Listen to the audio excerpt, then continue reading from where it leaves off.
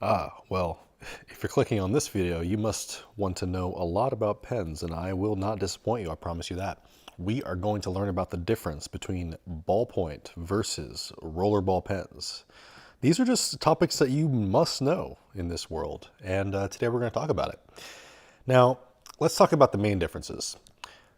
Ballpoint means that at the tip of the pen, the ink is coming down and kind of being dispersed by a ball. And a roller ball does things in a very similar way, but the main difference is actually the type of ink that they use, okay? Now, a ballpoint is using a oil-based paint. Now, this is an example of a very, these are some fancier pens. Let's talk about this pen. You all know this pen, right? This is a ballpoint pen, and it's an oil-based ink, and it takes a lot of pressure to get it to write. Okay, okay. See, it didn't even come out at first. There's a new one. There's a new one. It takes a lot of pressure to use a ballpoint pen because it's an oil-based ink. Now that's one downside, is that it takes more pressure, leaves more imprint on the paper, but it's an oil-based ink, and it does not dry out as easily as the water-based ink rollerballs. Okay. And because of this oil-based because of this oil-based ink, it also doesn't really need the cap. Okay, this cap is a lie. This cap is to prevent it from writing on things, not from drying out. You could actually leave it like this, and it's not going to dry out really. The very, very, very end might dry out ever so slightly, but as long as you write with it a little bit, you'll be good to go. So for prepping purposes and stocking up purposes, these oil-based ballpoints might be better because that ink won't dry out. Now, where the rollerball really shines, let's look at this Flow-Tune rollerball by Pentel, made in Japan, which is this is the one that I would recommend for a good but affordable rollerball. Flow-Tune by Pentel, made in Japan. Japanese make great stationery versus anybody else, really. The benefits of the rollerball is that it's just so smooth to write with. Feels amazing. And you don't need any pressure whatsoever. Did you see how it wrote the first time? This is a brand new pen as well. The sensation of writing with this is much more like a fountain pen. Okay, a fountain pen is that old style pen where the ink comes out of two little metal prongs, and it's basically very smooth. It feels great. And the ballpoint does not do that. It does not replicate that sensation. The rollerball does, because it's just so smooth, However, this is a water-based ink, so you don't want to leave this thing uncapped. You want to make sure you put the cap on. And for that reason, that could be a downside for you in your use case. Also, if you have this thing uncapped, since you need very little pressure, it doesn't seem to write on skin that easy, but this could easily get over on your clothes and stuff, even easier than the rollerball, because the rollerball does need a little more pressure.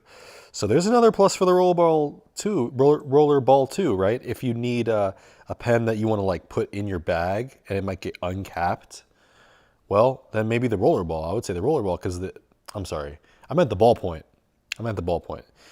With the oil-based ink, because it would require more pressure, right? And then it's going to be more difficult to accidentally discharge your ballpoint pen versus your rollerball pen. Rollerball is that water-based ink that comes out super easy, versus the rollerball pen. Look, nothing unless I press. Okay. Let's see here. Now, what are some examples of some legendary rollerball pens or ballpoint pens?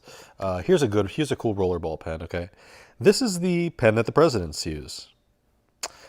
This is the Cross Century 2. Okay, this is a Ferrari version of it, but this is the Cross Century 2. This was used by Obama, Biden, and Trump. Okay, all of them to sign bills until Trump switched to a Sharpie. ironically, but Obama, Biden, and Trump all use this pen, the Century 2 by Cross, to sign all of their bills, and it's a really nice pen. It's a rollerball, very smooth. This is made of aluminum, and this is a titanium color, but it's not made of titanium. It's made of aluminum. You can see the detail. It's really nice in this, the red accent. But you see it has a cap because it's a water-based ink and it will dry out. Okay, so you need to put the cap on. But that's the Cross Century 2. And this is the Flow Tune by Pentel. Like I told you, this is a way, way cheaper pen, you know, maybe $5 or so for these. And then here's some roller balls. Now you see the difference? See all the roller balls. The roller balls are the ones that have the actuation up and down. Okay, sorry, the ballpoints over here. Very confusing. The ballpoints are the ones that go up and down. Why? Because it has the oil-based ink that won't dry out, that doesn't need the cap. Okay, but the roller ball does need the cap, so it has a cap instead of the actuation. So if you want these really, really cool bolt action pens, you know, they have the bolt. This is the Linus Tech Tips one. Okay, just got this. If you want that bolt, well, you're going to need to have an oil-based ink so it doesn't dry out, and that means ballpoint. Okay, so you're basically going to have a ballpoint if you want that. These are super cool. You guys can't get these, unfortunately, anymore. These are from Superlative. This is a company from Enrique Pena, who makes Pena knives. There's a Pena knife here. See that? Pena. Okay, this guy, he made a pen, a company that makes cool products that are not knives, and it's called Superlative, and I think there were only 100 of each of these made. These are titanium, handmade, but they have the actuation here, right, up and down, and because of that, it has no cap, so it's going to dry out unless it's a ballpoint. Right?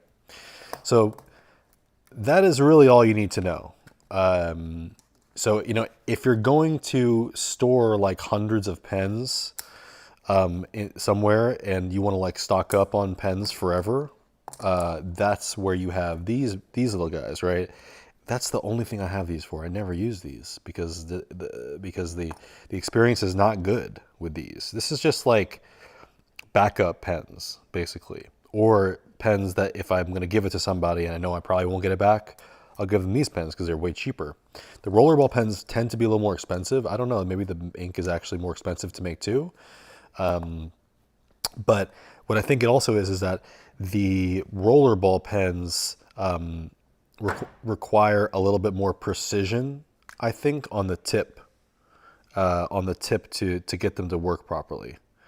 I think that the rollerball pens have to be made more precisely on the end, versus the ballpoints can be have a little bit more tolerance. And that's also why I usually get like a thicker line with the ballpoints. The ball can only be so small before it starts to have problems with the oil-based. You know, the oil-based ink has higher viscosity. It's thicker, so it requires more room to get through the gaps between the ball and the body of the pen. So by definition, then you need a more precise, lower tolerance machine and process to make this work properly. There you go. If you have any more questions, leave them in the comments. I appreciate you guys watching and liking and subscribing. And if you have any questions, comments, leave them down below so I can get to them. Have a great day, and I hope you learned something, and I will see you in the next one.